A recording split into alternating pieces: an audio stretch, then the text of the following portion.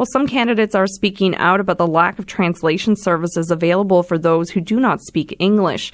Elections NL will not be translating the mail-in voting kits into Indigenous or French languages. Now, the NDP candidate in Torngat Mountains has taken translation services into her own hands. Patricia Johnson-Castle has been paying a translator to write memos and instructions in both Inuktitut and Inuimun. She says if she is able to do it, so should Elections NL.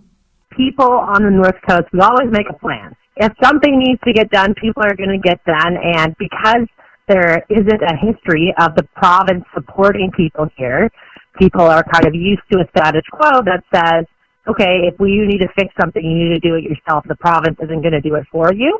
And so I think that this has probably been a problem for a long time, but that because voting has happened in person, people have been able to kind of work around it. So, people who are bilingual can accompany people who are unilingual to the voting booth. Oftentimes people who work at the poll booth tend to be bilingual, so can help people, right? But the thing is that as Indigenous people, we are the rights holders in this province, and we deserve to have our services given to us in our Indigenous languages, especially when it's something like voting. I think it's a sign that our Election Act needs to be modernized, and this need has always existed because we've always been here.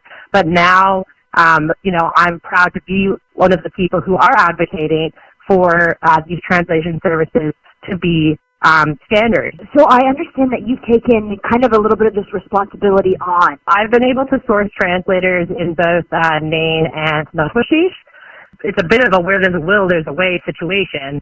So I don't really buy it when Elections NL says that they kind of quote unquote weren't able to do it or weren't able to accommodate it, because I never saw, I'm quite active in the Facebook groups on the North Coast, and I never saw any posts in any of the groups from, kind of an unfamiliar person saying, hey, we're seeking translation services. When you make an effort, usually people respond to that effort, right? And I have taken it upon myself. I've translated, before the deadline for registration, I translated the information for how to get a mail-in ballot into both Inuktitut and Inuamun.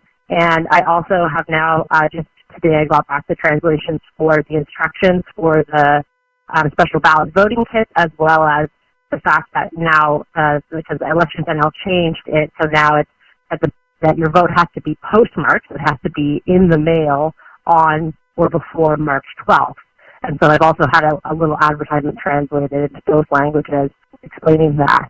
And, I actually did reach out to the PCs because the PCs have come around to the fact that this is an issue, about almost 2 weeks or so after I started speaking about it, because it was one of the first concerns that I raised, and I reached out to them to ask if they wanted to split the cost of translation, and they haven't heard anything back yet. The fact that it's so difficult for people who are unilingual Indigenous language speakers to receive services in their language speaks to the level, the regard that the provincial government has indeed for a lot of the Indigenous people here, I think, right?